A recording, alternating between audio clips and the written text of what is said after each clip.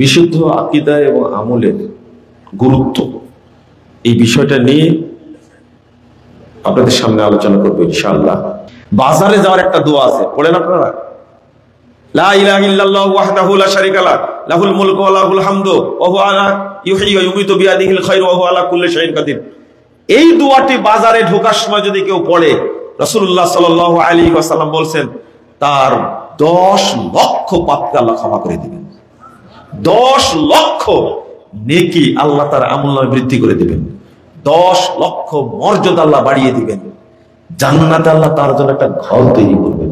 অসুস্থ ব্যক্তির জন্য জালালি খতম দেওয়া যাবে কি? এটা এখনো আছে? তওবা তওবা, এটা বিদআত। মাইয়াতের জন্য 3টা কাজ করবেন শুধু। 1, তার জন্য দোয়া করবেন। 2, তার জন্য সাদাকা করবেন। 3, তার জন্য হজ করবেন যদি হজ না করে যায়।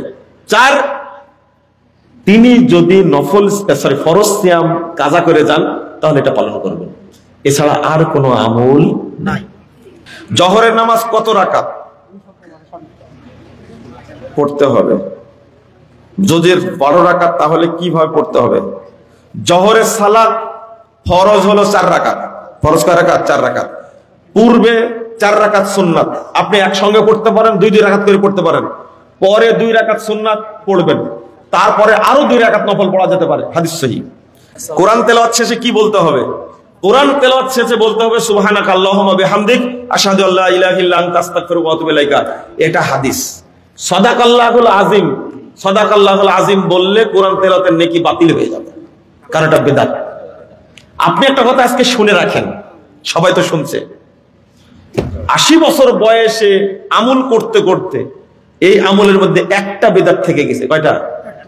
80 বছরের কোনো ইবাদত আপনার কবুল হবে না, মনে রাখবেন। শুধু একটা, হয় সালাতের ক্ষেত্রে একটা আছে, না হলে সিয়ামের ক্ষেত্রে, হজ্জের ক্ষেত্রে একটা বেদাত যদি থেকে যায় 80 বছরের মধ্যে, একটা বেদাত, 80 বছরের কোন আমল কবুল হবে না। কোন ইমামের পিছনে সালাত হবে না। কোন ইমামের পিছনে সালাত হবে না বলে দিলাম না? যেহেতু প্রশ্ন করেছেন উত্তর দিই। এক, যে ব্যক্তি আকীদাগত কুফরি আকীদায় বিশ্বাসী তার পিছনে সালাত হবে না। যেমন বিশ্বাস করে মিলাদ মাহফিলে উপস্থিত হলে আল্লাহর নবী সেখানে উপস্থিত হয় এবং বরকত হয় ওই জায়গাতে, এটা কুফরি আকীদা, এর পিছনে নামাজ হবে না। যে ব্যক্তি বিশ্বাস করে নবী গায়েব জানতেন তার পিছনে নামাজ হবে না। ওলিয়া উলিয়া গায়েব জানে তার পিছনে নামাজ হবে না। যে বিশ্বাস করে যে নবী এখনো মরেনি তার পিছনে নামাজ হবে না। যে ব্যক্তি বিশ্বাস করে আল্লাহ সর্বত্র বিরাজমান তার পিছনে নামাজ হবে না। যে ব্যক্তি বিশ্বাস করে আল্লাহ নিরাকার তার পিছনে নামাজ হবে না। যে তাবিজের ব্যবসা করে তার পিছনে নামাজ হবে না। উপস্থিত উলামায়ে কেরাম, অতিথিবৃন্দ, সুধী মণ্ডলী, সামনে উপবিষ্ট শ্রদ্ধেয় মুসলিম ভ্রাতৃমণ্ডলী, আমার প্রাণপ্রিয় ছাত্র ও যুবক ভাইরা, পর্দার আড়ালের মা ও বোনেরা,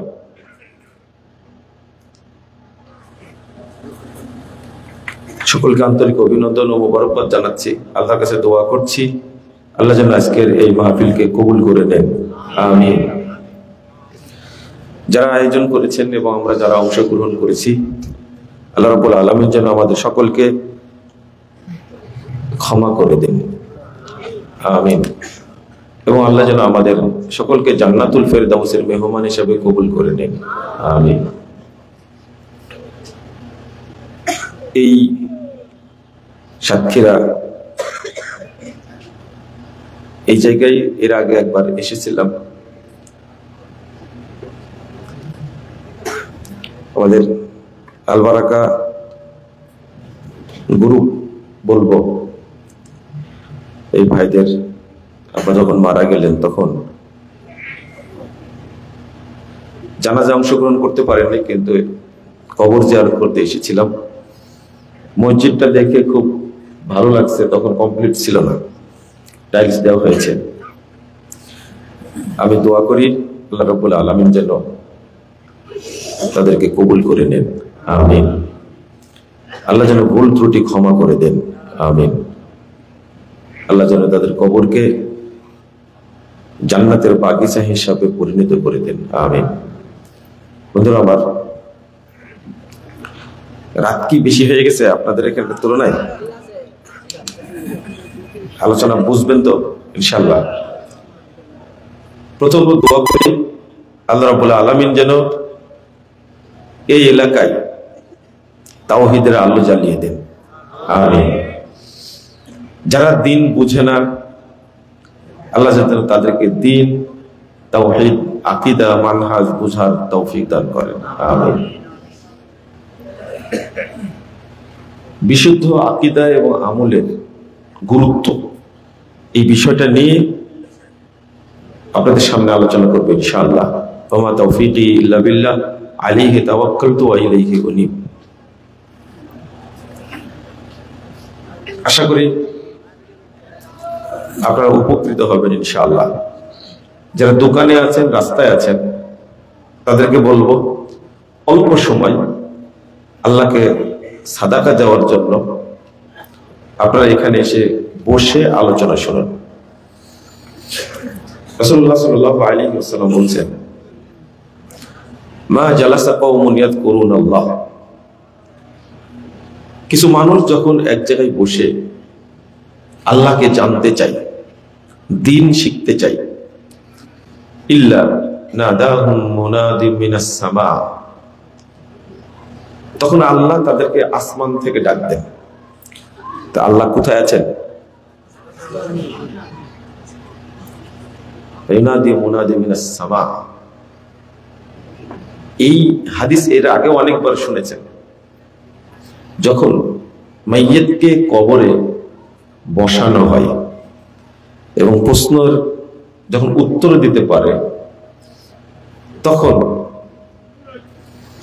ফায়ুনাদি মুনাদি মিনাস সামা আন সাদাকা আবদি, তখন আসমান থেকে আল্লাহ ডাক দিয়ে বলেন, আমার বান্দা সত্য বলেছে।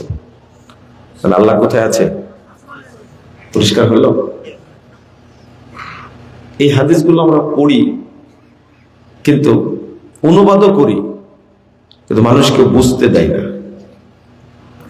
তো এই ধরনের মাজলিসে বসলে আল্লাহ আরশ থেকে বলেন, কুমু মাগফুরাল লাকুম, তোমরা মাজলিসে এসেছিলে, শেষ হয়ে গেছে, এখন চলে যাও, তোমাদের সবাইকে ক্ষমা করে দেওয়া হয়েছে। ক্ষমা কে করতে পারে? একমাত্র আল্লাহ। তারপরে আল্লাহ বলছেন, বুদ্দিলাত সাইয়্যাতুকুম হাসানাত, তোমাদের যত পাপ ছিল সমস্ত পাপকে নেকি দ্বারা পরিবর্তন করে দেওয়া হয়েছে। চিন্তা করতে পারছেন? আপনি চাইলেও আগামীকাল এরকম মজলিস পাবেন না। সহিহ মুসলিম এই হাদিসটা আসছে 1556 নম্বর হাদিস, তাবরানী আওসাতের মধ্যে এসেছে। আর সহিহ মুসলিম এসেছে এত সুন্দর 2689 নম্বর হাদিস।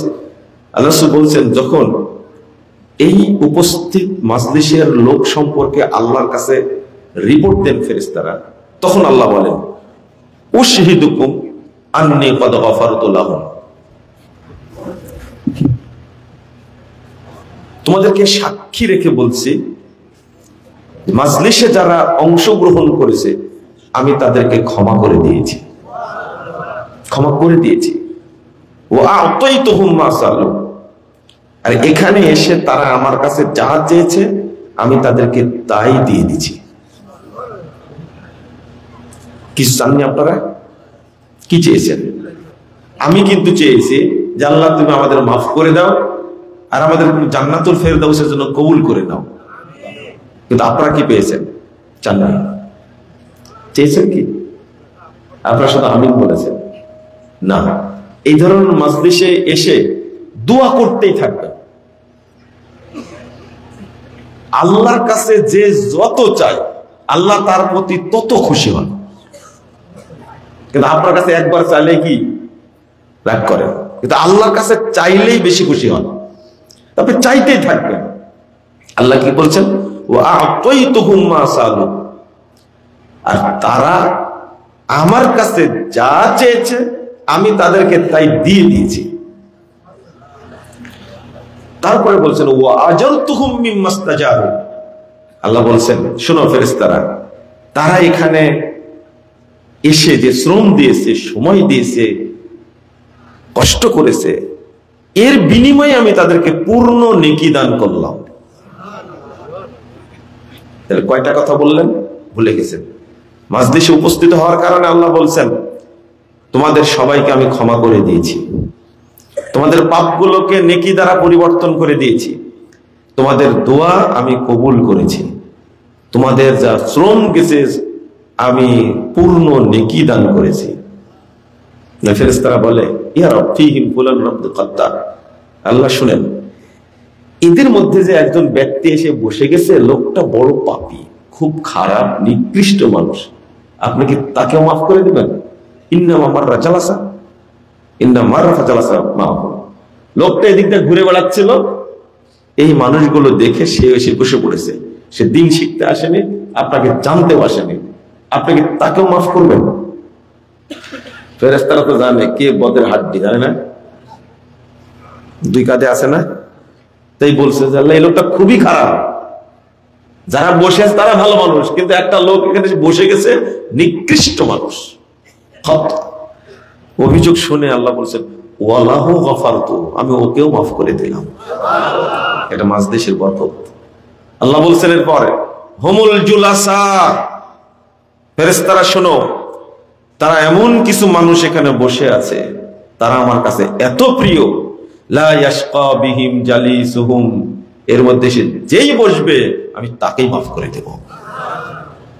যারা আজকে আসতে পেরেছেন তারা কত ধন্য বলেন তো দেখি। আল্লাহ আপনাদের কবুল করেছেন বলে আসতে পেরেছেন, বলেন আলহামদুলিল্লাহ। আর দোয়া যদি আজকে কবুল হয়ে যায়, এই সাতক্ষীরায় কালীগঞ্জে এত ভিতরে, আর রাস্তা যত ভালো, এখানে আমরা এসেছি, আল্লাহর কাছে বলি, আল্লাহ তুমি আজকের দিনের ওসিলায়, এই মাহফিলের ওসিলায় তুমি আমাদের সবাইকে মাফ করে দাও। আবার আল্লাহুম্মা আমিন বলে। সূরা ফাতিহা যখন শেষ করেন তখন কি বলেন? তো ওখানে একটু বাড়ালে হয় না? আল্লাহুম্মা। শ্রেষ্ঠ দোয়া, শ্রেষ্ঠ দোয়া এবং শ্রেষ্ঠ মানে চাওয়ার মাধ্যম সূরাতুল ফাতিহা, সবচেয়ে উত্তম দোয়া, সবচেয়ে ভালো দোয়া। এইটা বলার পরে কি বলেন? এখন যেটা বললাম এটা বলার জন্য আল্লাহ যোগ করলেন কেন? কি বলবেন? শুধু কি আজকে এটা নিয়ে আলোচনা, যতটুকু বলেছেন ততটুকুই করতে হবে, এর বেশি করা যাবে না। রাগ করবেন না তো? আমি তো আছি। এই শহীদ ভাইয়ের সাথে আমার পরিচয় 2001 সালে, 2 সালে, কিন্তু এতদিন নিয়ে আসেনি। পরিচয় মানে এত পরিচয় যে আমি জানতামই না জাল বারাকা জুয়েলার্সের ভাইয়েরা সেই রাজশাহী থেকে বইপত্র নিয়ে এসে বিতরণ করে। 2013 সালে শুনছি যে নিজেরাই জাল হাদিসের কবলে রাসূল সাল্লাল্লাহু আলাইহি ওয়াসাল্লাম, একবার আমার মনে আছে যে 300 কপি বই একসঙ্গে নিলেন, এটা আমি জানি, নিয়ে আসছেন। ভ্রান্ত আকীদা এবং সঠিক আকীদা, ভ্রান্তির বেলা দিলে কমতে দিন, স্বর্ণের ব্যবসায়ী, বই বিতরণ করার কি দরকার? খালি টাকা গুনবে, তাই না? কে মাথায় দিয়েছিল আল্লাহ ভালো জানে।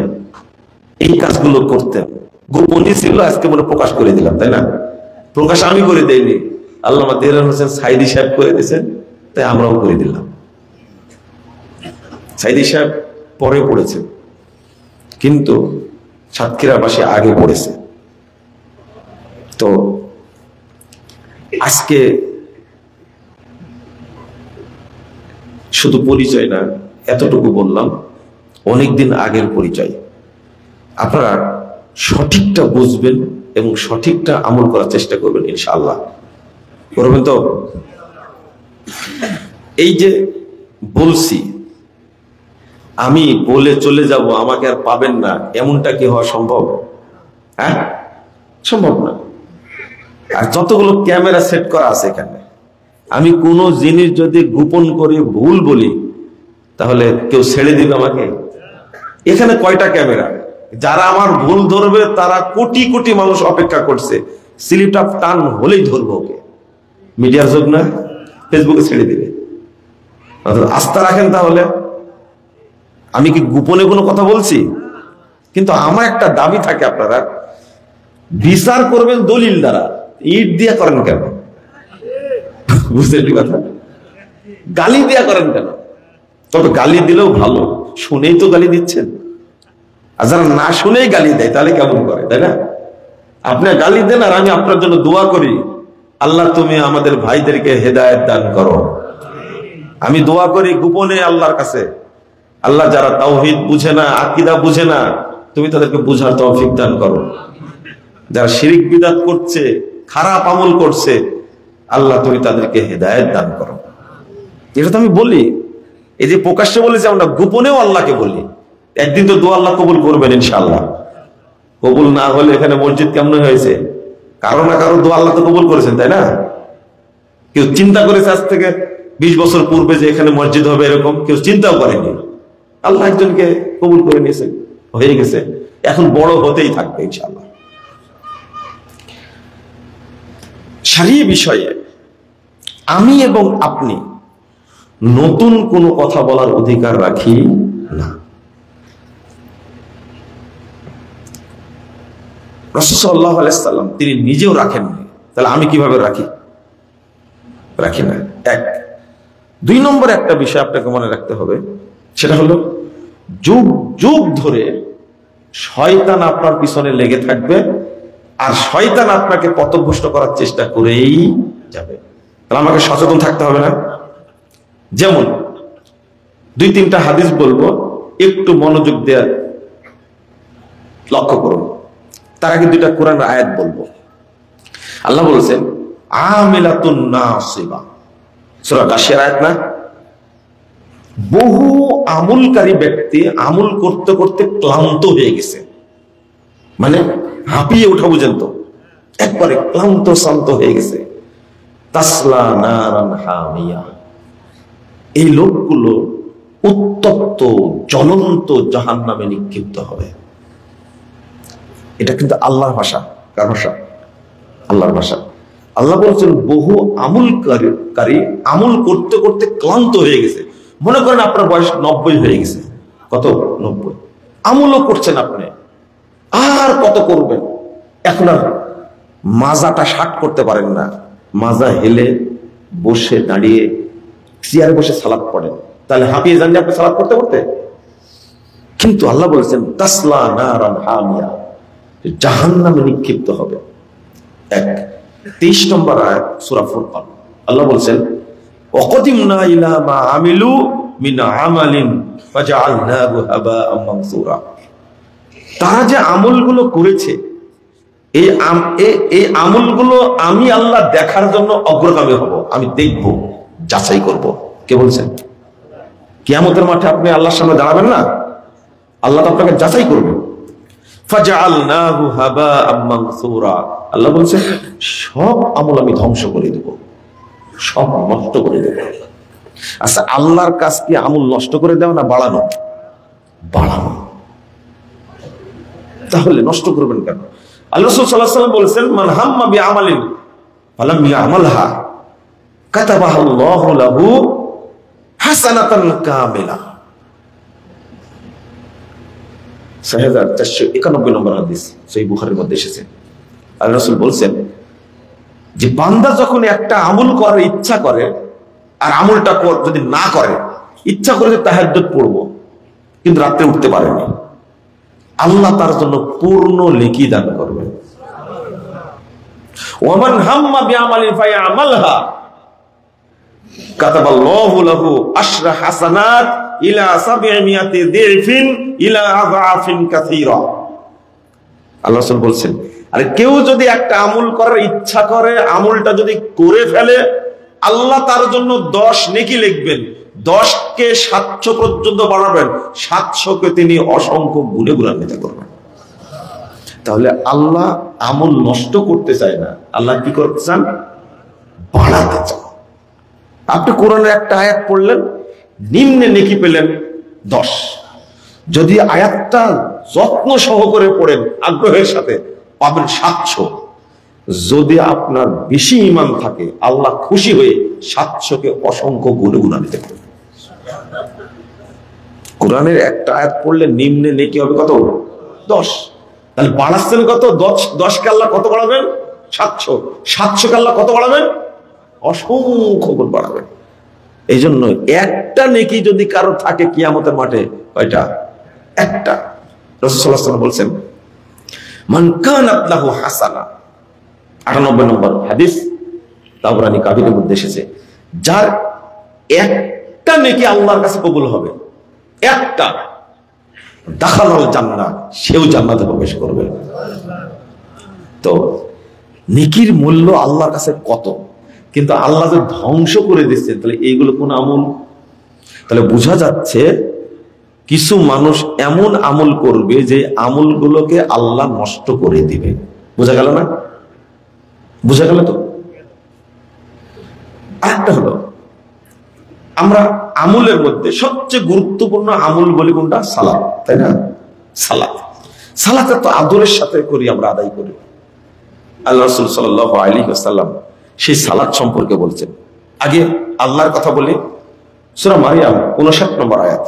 আল্লাহ বলছেন, ফাখলাফা মিন বাদিহিম খালফুন আযাবুস সালাহ ওয়াত্তাবাউশ শাহওয়াত ফাসাউফা ইয়ালকাউনা গায়্যা।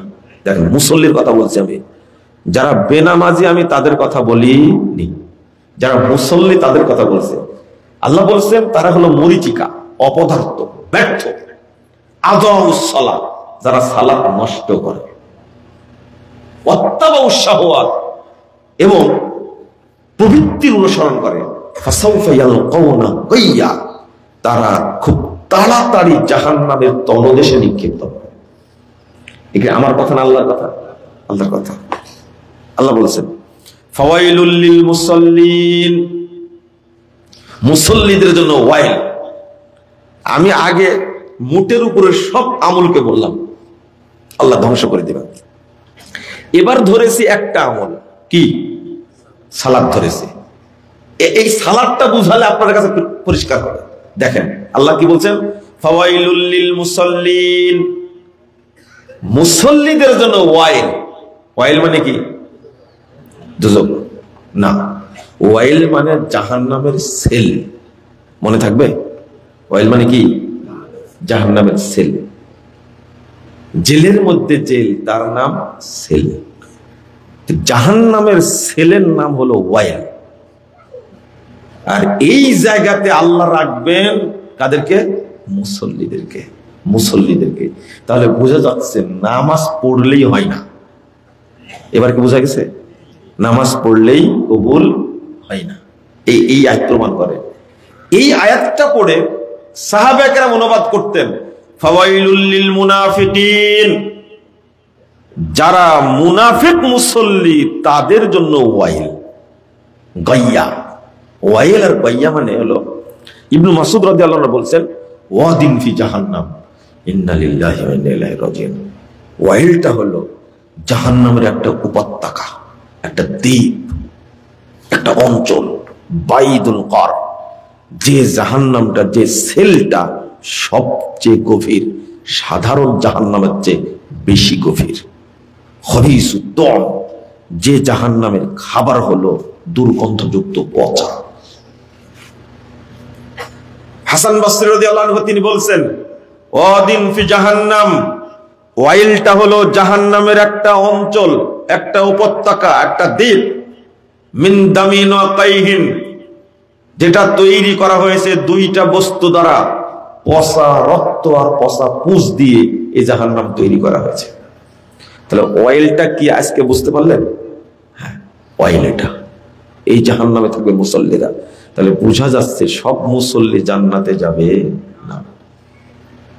রাসূল সাল্লাল্লাহু আলাইহি ওয়াসাল্লাম বলছেন, ইন্নার রাজুলা লা ইউসাল্লি 60 সানা, নিশ্চয় আমার উম্মতের কোন ব্যক্তি সালাত আদায় করবে 60 বছর যাবত।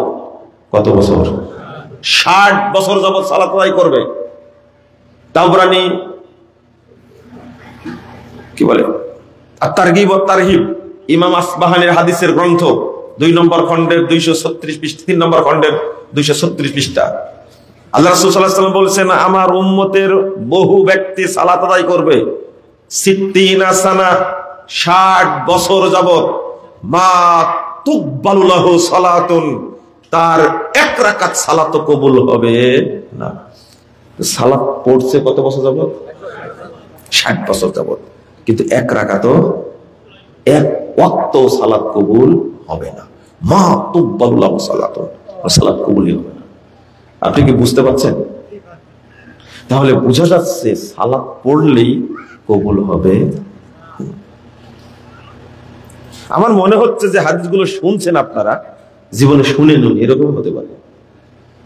387 নম্বর হাদিস তাবরানী কাবীরের মধ্যে এসেছে, আল্লাহ রাসূল বলছেন, রুব্বা মুসাল্লিন লা খায়রা ফিহি, বহু মুসল্লি সালাত আদায় করে, তার কোনো নেকি নেই, কোনো নেকি নেই, কোনো নেকি নেই, শুধু সালাতই পড়ে, কোনো নেকি নেই। রাসূল সাল্লাল্লাহু আলাইহি ওয়াসাল্লাম বলছেন, রুব্বা মুসাল্লিন লা খালাকা লাহু ইনদাল্লাহি আযজা ওয়া জাল, বহু মুসল্লি সালাত আদায় করে অথচ আল্লাহর কাছে তার কোনো দলিল নাই। মানে কি সালাত? বাতিল সালাত, বাতিল সালাত। সালাত পড়ে কিন্তু কি হয়ে যায়? বাতিল হয়ে যায়। আমি আপনাদের বোঝাচ্ছি একটা জিনিস, যে সঠিকটা করতে হবে, ভুলটা করা যাবে না। আমি এটা বোঝানোর জন্য এতগুলো হাদিস অনুবাদ করছি। রাসূলুল্লাহ সাল্লাল্লাহু আলাইহি ওয়াসাল্লাম বলছেন,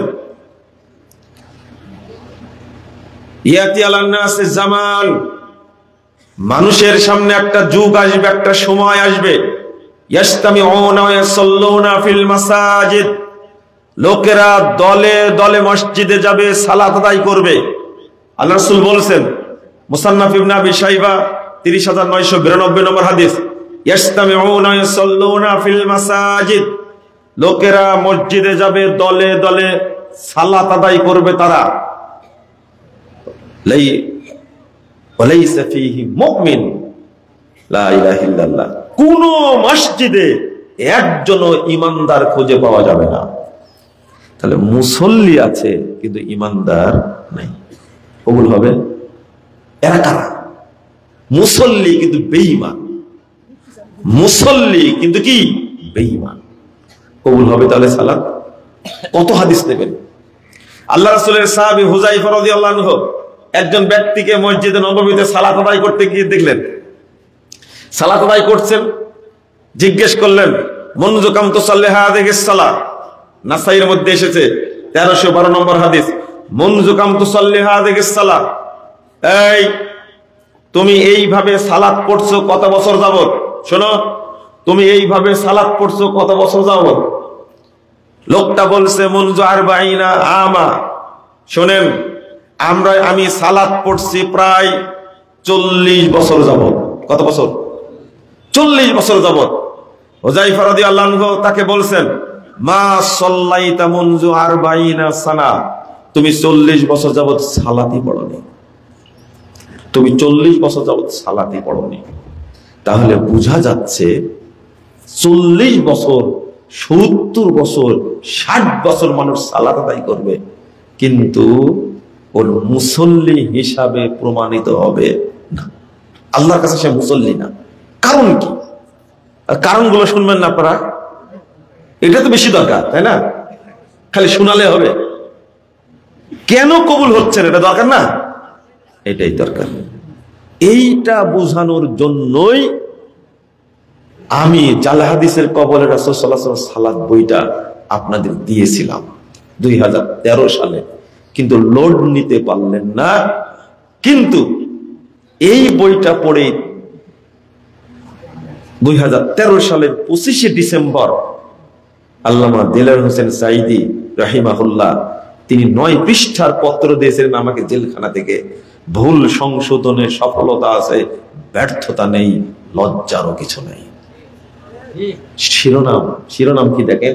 আপনি কোনদিন ভাবেছেন এত সম্মানী মানুষ সারা পৃথিবীতে যিনি বিচরণ করেন, বাংলাদেশের হিন্দুরাও চেনে, ইন্ডিয়ার হিন্দুরাও চেনে সাঈদী সাহেবকে। তিনি লিখছেন ভাষাটা, ভুল সংশোধনে সফলতা আছে, ব্যর্থতা নেই, লজ্জারও কিছু নেই। তিনি লিখতে পারলেন এটা, তা আপনার এত জলে কেন? হ্যাঁ, আপনার এত সম্মান আছে? আপনাকে তো কেউ চিনেই না, চিনেই না আপনাকে কেউ, আপনার এত অহংকার কেন? আপনি পড়তে পারেন না একটু?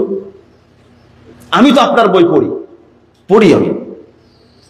এই সাতক্ষীরার একজন হুজুর বই লেগেছে সালাতের উপর, ওই বইটা আমার কাছে আছে, নাম বলবো না হুজুরের। আমি এমন মানুষ, সবার বই পড়ি, না পড়া পর্যন্ত আমি কোনো কথা বলবো না। আপনি বলবেন যে পড়েন, পেলেন কোথায়, চলেন আমার সাথে আমার বাড়িতে। কোন বই নেবে? আবুল আলা মওদুদ রাহিমাহুল্লাহ, তার সব বই আমার কাছে আছে, আমি পড়ি। যে কোনটা নেবেন আপনি? আমি চ্যালেঞ্জ দিতে পারি, আমার কাছে যত আছে আপনার কাছে নাই।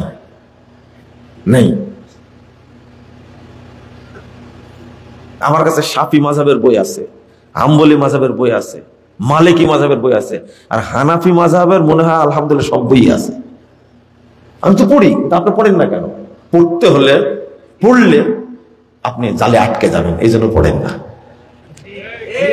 ওই যে একজন আটকে গেছে, কিন্তু একজন কি এত পড়ুয়া মানুষ বলেই একটা ছোট্ট একটা বই বলছেন যে একটা এই সিসকা একটা ছেলের লেখা বই বলছে 3 বার পড়েছি বাবা, 3 বার পড়েছি। আর আপনার এত অহংকার কেন? পড়েন, আপনি কিনেন না, এগুলো চিনে মানুষ, এলাকার মানুষ জানে, এগুলো পড়তে হয়। এত ভালো লাগতো যখন জেলখানার মধ্যে সকাল এবং সন্ধ্যা হাঁটার সময় যখন কথা বলতাম, খুব মজা লাগতো, পেয়েছিলাম। আমি এই বিষয়ে তার মধ্যে কোনো অহংকার দেখিনি। তিনি বলতেন একটা কথা, বাবা আমার জন্য দোয়া করো, আল্লাহ যেন আমার 2 রাকাত নামাজ কবুল করে। কয় রাকাত?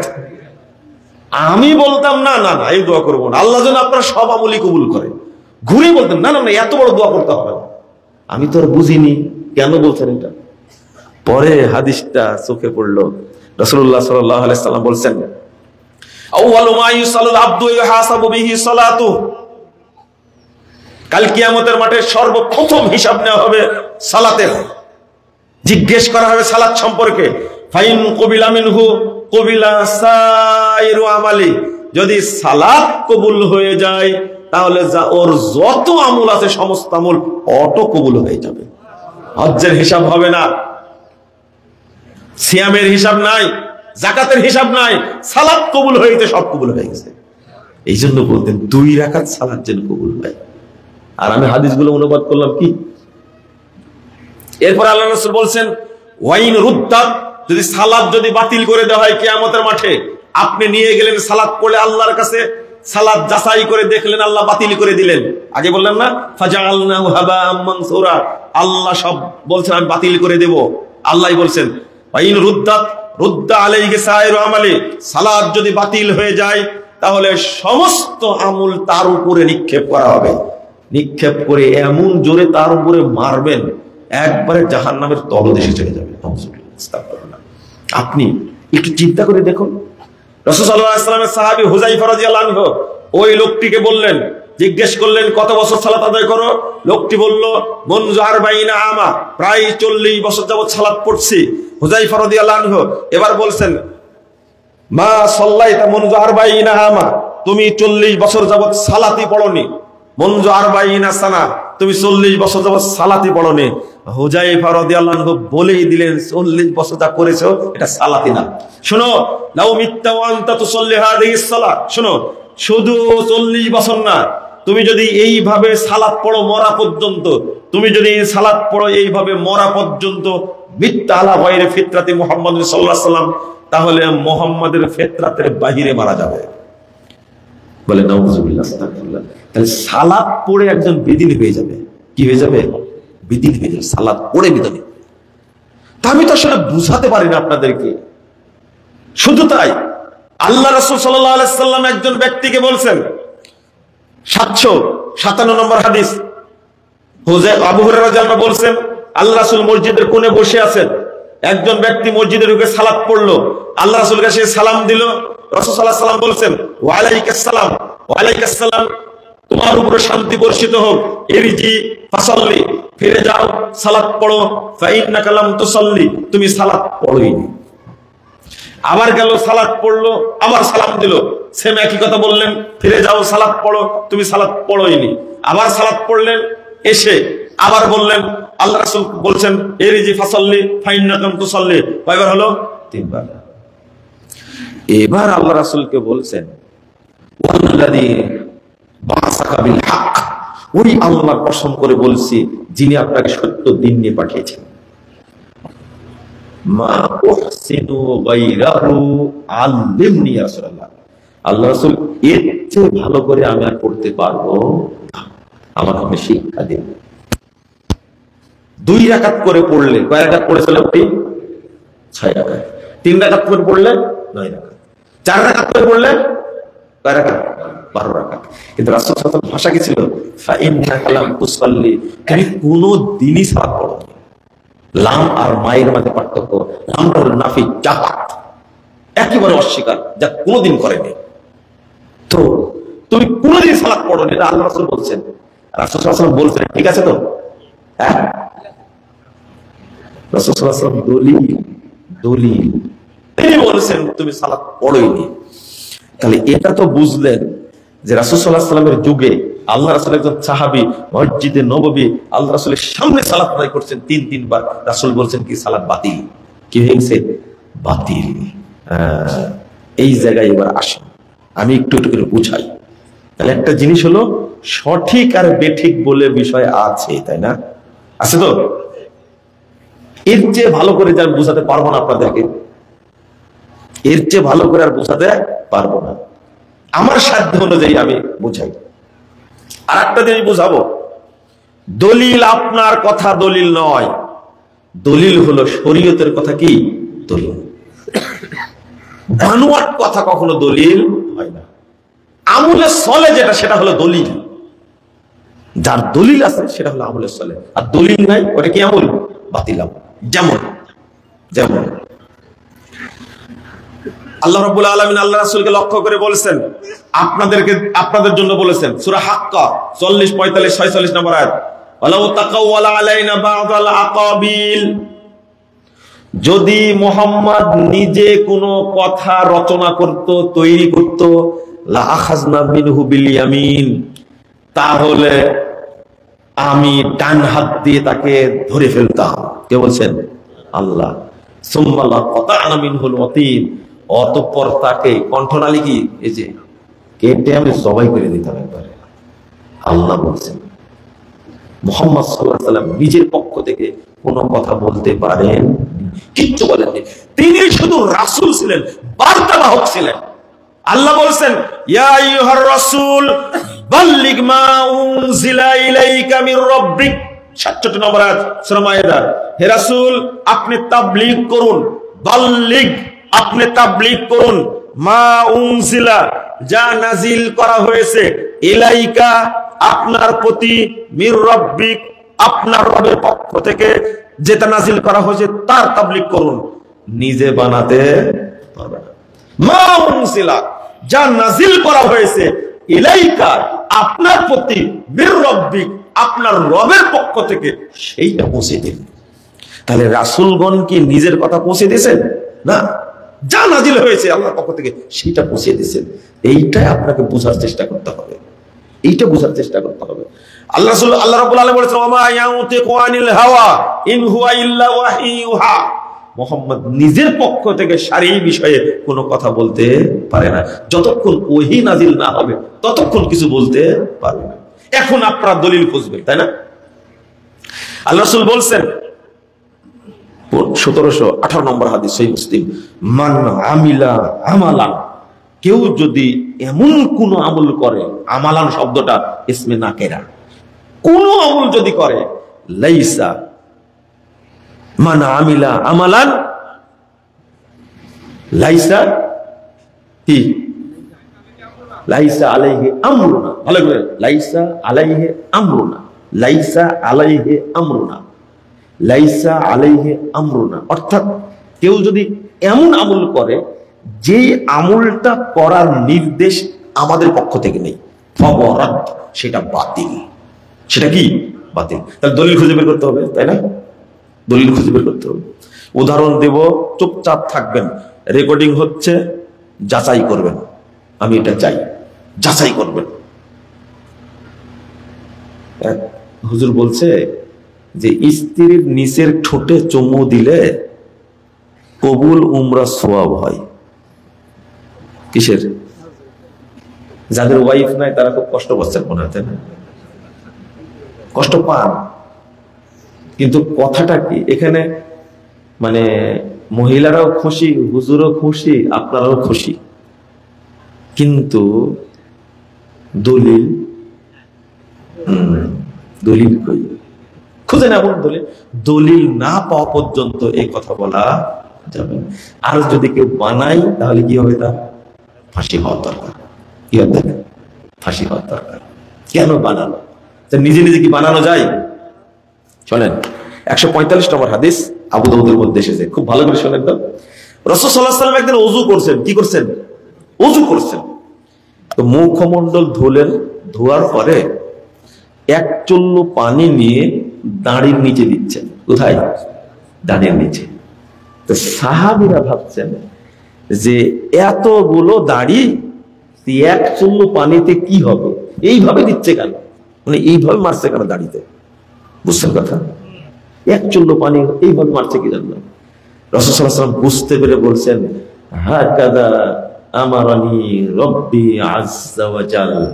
সাহাবীরা এইভাবে এক চুল্লু পানি, এক কোষ পানি দাড়ির নিচে দেওয়ার জন্য আমার আল্লাহ আমাকে নির্দেশ দান করেছেন।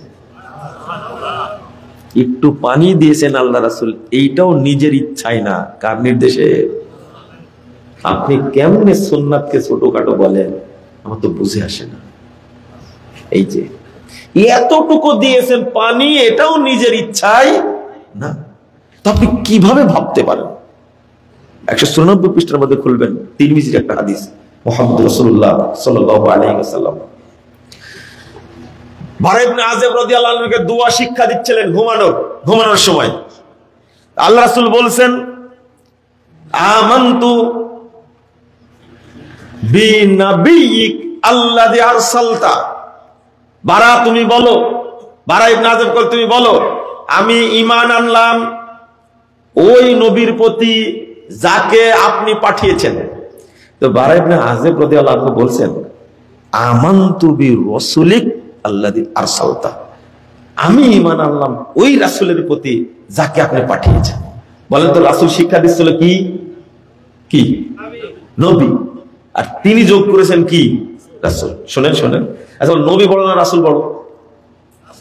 রাসূল বড়। প্রত্যেক রাসূল নবী, কিন্তু প্রত্যেক নবী রাসূল না। রাসূল বড়, এই জন্য তিনি বারা ইবনে আযিব তিনি মনে করলাম যে নবী এখানে লাগাইছে, আমার নবীর সম্মান কি কম? তিনি বসাইছেন কি শুধু নবীকার জায়গা, কি বসাইছে? রাসূল। এতটুকু। বারা ইবনে আযিব বলছে, ফাতাওয়ানা আলা সাদরি বিয়াদি। বলতে না বলতে আল্লাহ রাসূল মারলেন আমার বুকে এক ঘুষি। এক ঘুষি মারলেন। ভাই তুমি এটা বললে কেন? বুকে মারিসেন ঘুষি। তাই থামো, কি বললেন? বলো আমানতু বিনাবিয়িক। বলেন এটা শিক্ষা দিচ্ছেন কি নবী না আল্লাহ? আল্লাহর ভাষা এটা। আল্লাহর নবীর পরিবর্তন করার অধিকার নাই। কথা বুঝে গেছেন? ছোট্ট ভালোর উদ্দেশ্যেই করেছিল, ভালো উদ্দেশ্য করেছিল না, কিন্তু ঘুষি একটা খাইছে। আমরা কতটা ঘুষি খেতে পারি বলেন তো? হ্যাঁ, আল্লাহর নবী সাইয়্যিদুল মুরসালিন, আরে জাতা বড় নবী। আল্লাহু আকবার। এটা কি জাতা বড় নবী মুহাম্মদুর রাসূলুল্লাহ সাল্লাল্লাহু আলাইহি ওয়াসাল্লাম, এত বড় নবী। আল্লাহু আকবার। মেরাজের রাত্রিতে যখন বাইতুল মাকদিসে সব নবী উপস্থিত হয়েছে, সব নবী উপস্থিত। 448 নম্বর হাদিস সহিহ মুসলিমে এসেছে, সব নবী উপস্থিত। এইতে আদম আলাইহিস সালাম থেকে নিয়ে মুহাম্মদ সাল্লাল্লাহু আলাইহি সাল্লাম পর্যন্ত নবী। ইব্রাহিম আলাইহিস সালাম আছেন, দাউদ আলাইহিস সালাম আছেন, সুলাইমান আলাইহিস সালাম আছেন, নূহ আলাইহিস সালাম আছেন, ইদ্রিস আলাইহিস সালাম আছেন, ঈসা আলাইহিস সালাম আছেন, মূসা আলাইহিস সালাম আছেন। সব নবী, লাখ লাখ নবী এক জায়গায়। এখন নামাজ পড়াবেন কে? আল্লাহ রাসূল বলছেন যে জিবরিল আমিন উপস্থিত হলেন। এত নবীর মধ্যে কে সামনে যাবেন? এখন নবীদের পিতা ইব্রাহিম আলাইহিস সালাম তিনি পড়াবেন না, জাতির পিতা আদম আলাইহিস সালাম তিনি পড়াবেন? বুঝেননি কথা? না ঈসা রূহুল্লাহ পড়বে, বিনা বাপেই তৈরি, তাকে পড়াবেন? সবাই আনাগোনা। ঠিক এই মুহূর্তে জিবরিল আমিন এসে আমাদের নবীর হাত ধরে টেনে দিয়ে বলছেন, সব উপস্থিত থাকলেও ইমাম আজকে আপনি। আল্লাহ রাসূল বলেছেন ফাইদা সাল্লামতু আনসারাফতু, আমি যখন সালাম ফিরায়া ঘুরে বসেছি, সালাম ফিরে যখন ঘুরে বসে পিছনে তাকায় দেখি আমার পিছনে সমস্ত নবী রাসূল মুক্তাদি আযাদ করছে। কত বড় নবী, কত বড় নবী, কত বড় নবী! এই নবী মারলেন এক ঘষি। এত বড় নবী, তাও একটা শব্দ চেঞ্জ করার অধিকার তার ছিল না। চেঞ্জ করে ঘুষি একটা খাইছে। আমাদের অবস্থা কি হবে বলেন তো? আমি যদি উলট পালট কথা বলি কোরআন হাদিসে নাই, তাহলে কিয়ামতের মাঠে টিকা যাবে? টিকা যাবে? আল্লাহ রাসূলের ঘুষি খাওয়া যাবে তখন? তার সুপারিশ ছাড়া জান্নাতে যাওয়া যাবে না? যাবে না। তখন সালাতের মধ্যে সমস্যা, আকীদায় সমস্যা। আকীদায় সমস্যা মানে জটিল সমস্যা আকীদার মধ্যে। এই ভুলগুলো আপনাকে বুঝতে হবে, মাথায় রাখতে হবে সব সময়। এই উম্মতের কাতার হবে ৭৩টা। কয়টা? ৭৩টা কাতার হবে। ৭২ কাতার যাবে জাহান্নামে, একটা কাতার যাবে কোথায়? জান্নাতে। এটা মনে রেখে আমল করতে হবে, এটা মনে রেখে আমল করতে হবে। এই রাসূলের উম্মত যারা ঈমানদার তারা বিভক্ত হবে ৭৩ কাতারে। ৭২ কাতার যাবে জাহান্নামে, এক কাতারের লোক যাবে কোথায়? জান্নাতে। তাহলে আমাকে একটু চিন্তা করতে হবে না, ভাবতে হবে না আমার কি ভুল হচ্ছে? যেমন আপনি ওযু যখন শুরু করছেন, হাদিস আসছে ১৭ নম্বর হাদিস আবু দাউদে, আল্লাহ রাসূল বলছেন বিসমিল্লাহ। কি বলবেন? বিসমিল্লাহ, শেষ। কিন্তু আমাদের দেশের মানুষেরা ওযুর শুরুতে পড়ছে আউযু বিল্লাহিল আলিয়্যিল আযীম, বিসমিল্লাহির রহমানির রহিম, আল ইসলামু হাক্কুন ওয়াল কুফরু বাতিলুন, আল ঈমানু নূরুন ওয়াল কুফরু যুলমাতুন। তাহলে আমি এই দোয়ার কথা বলছি যে এটা তো মুরব্বি জাল দোয়া। তো মুরব্বি বলছে কি জানেন? জাল দোয়া মানে এত বড় দোয়া জাল, মানে ওনার মাথায় ঢুকে আছে বড় দোয়া হলে জাল হয় না। একটা দলিল বের করেন। একদিকে আল্লাহর নবী সাল্লাল্লাহু আলাইহি সাল্লাম বললেন কি? বিসমিল্লাহ। আর আমি এত বড় দোয়া তৈরি করলাম, আল্লাহর কসম করে বলছি এই দোয়ার কোনো জাল হাদিসও নেই। আমরা বলি না যে এই হাদিসটা জাল, আল্লাহর কসম করে বলছি এই দোয়ার কোনো জাল হাদিসও নাই। এটা কিন্তু তৈরি করা। কোথায় তৈরি করা? এই উপমহাদেশে তৈরি করা একটা। আপনি কি তৈরি করতে পারেন? এতক্ষণ কি বুঝালো? তৈরি করার অধিকার আছে না? অধিকার নাই। তৈরি করলেন কেন তাহলে? আর শরীয়তের সাথে শয়তানি আমল যোগ হলে আমল কবুল হবে না? না না। তাহলে এই যে নতুন তৈরি করাটাই কি? বিদআত, যার কোনো দলিল নাই। আর জাল হাদিস তো হাদিস আছে জাল। হাদিস যদি জাল হয় সেটা কি মানা যাবে না? ইমাম যায়েদ ইবনে আসলাম রাহিমাহুল্লাহ তিনি বলছেন মান আমিলা বি খবরিন সাহহা আন্নাহু কিযব ফাহুয়া মিন খাদামিশ শাইতান। যে ব্যক্তি জাল হাদিসের উপরে আমল করে সে ব্যক্তি শয়তানের ইবাদত করে। জাল হাদিসের উপরে আমল করা যাবে না। সমস্যা হলো জানতে হলে পড়তে হবে, পড়তে হলে বহু বই পুস্তক কেনা লাগবে, কিন্তু আমরা পরিশ্রম করি না। সমস্যা, পরিশ্রম করি না, বই পুস্তকই নাই। পরিশ্রম করব কি করে? যা জানি কোরআনটা শুধু পড়তে জানি, বাকি কিতাবগুলো পড়তে জানি না, কারণ জের জবর নাই। কি নাই? বাকি কিতাবগুলো পড়তে হলে তো জের জবর জানা লাগবে। লা হাওলা ওয়ালা কুওয়াতা ইল্লা বিল্লাহ। এরপরে আপনারা পড়লেন, আল্লাহ রাসূল বলে দিলেন বিসমিল্লাহ, আপনারা বাড়ায় এত বড় করলেন, দলিল নেই, দলিল নেই। তারপরে আশ্চর্য লাগে, কষ্ট লাগে, হতবাক লাগে। শুধু এটা, জোহর সালাতের জন্য একটা নিয়াত পড়লেন, লম্বা নিয়াত বানানো আছে।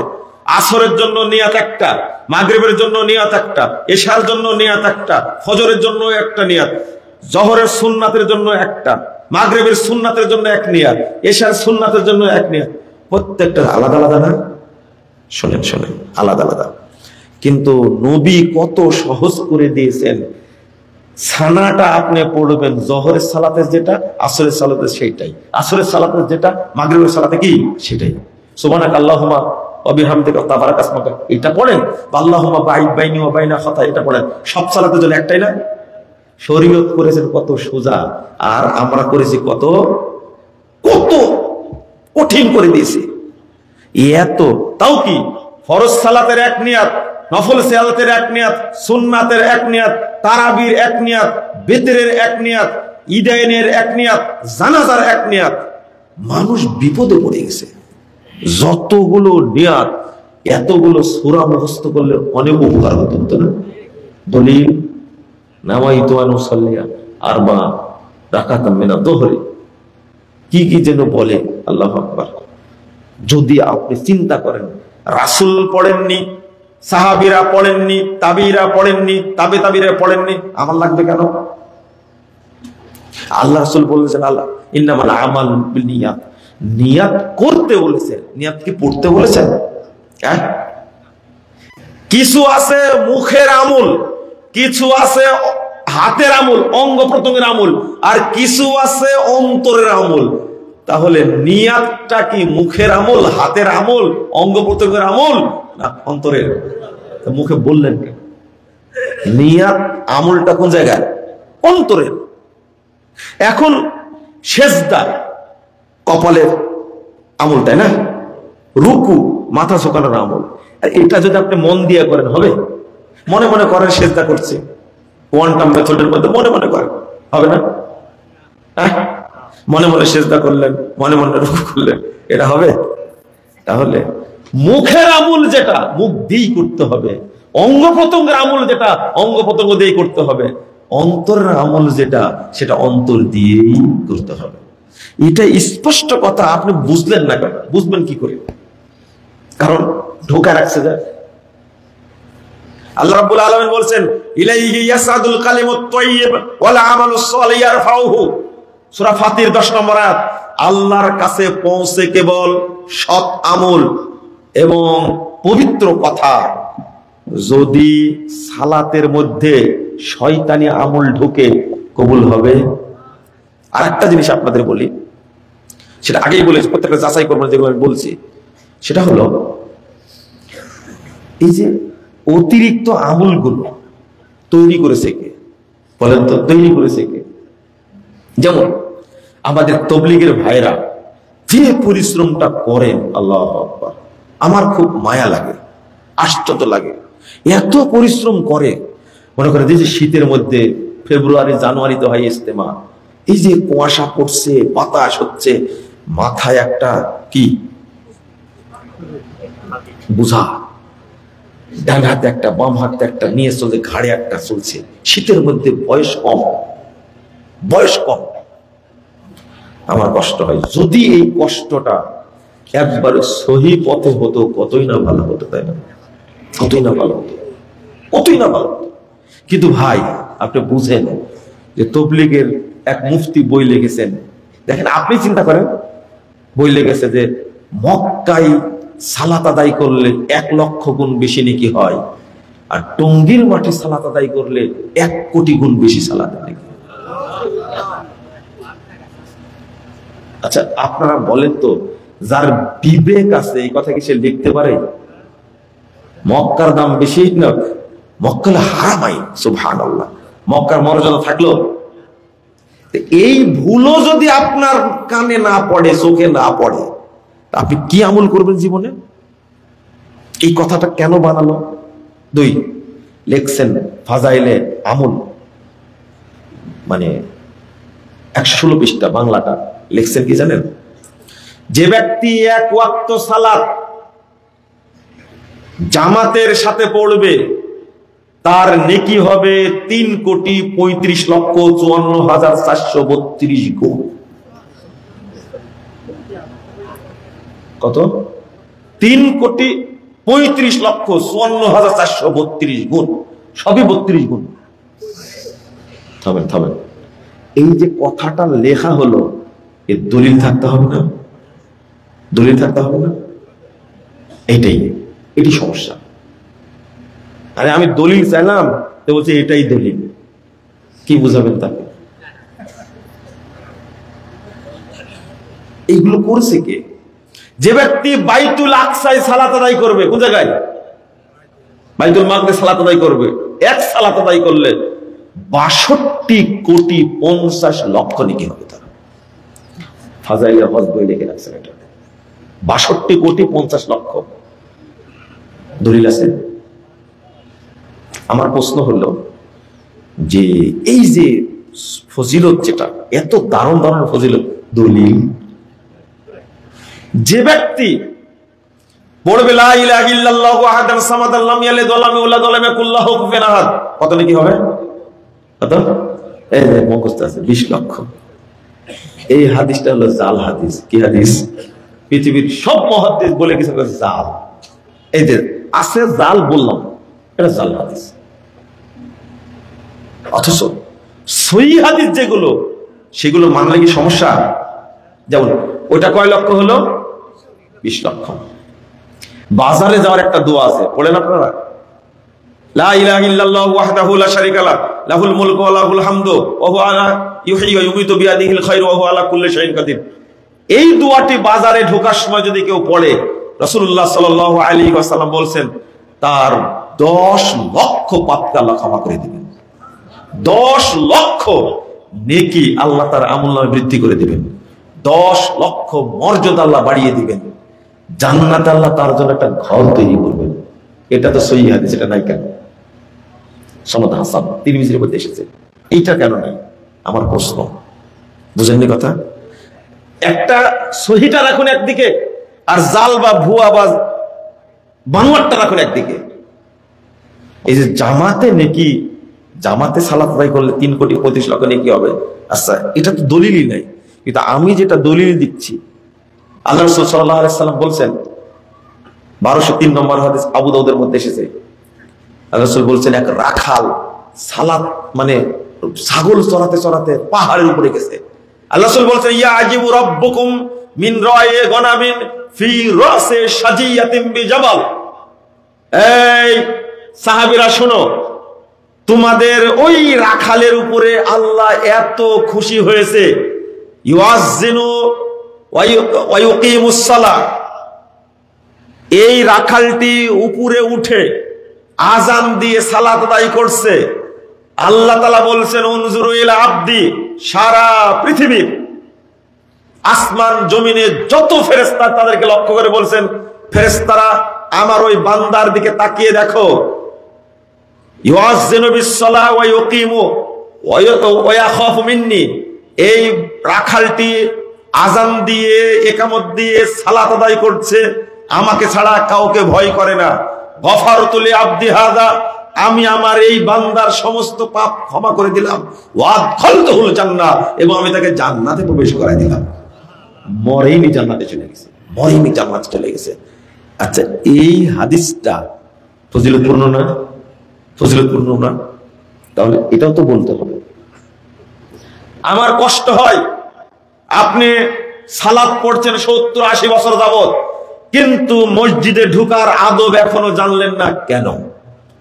444 নম্বর হাদিস সহিহ বুখারীর মধ্যে এসেছে, আল্লাহ রাসূল বলেন ইদা দাখালা আহাদুকুমুল মসজিদ ফালা ইয়াজলিস হাত্তা ইয়াসাল্লি রাকাতাইন, তোমাদের কেউ যখন মসজিদে প্রবেশ করবে সে যেন না বসে যতক্ষণ 2 রাকাত সালাত না পড়বে।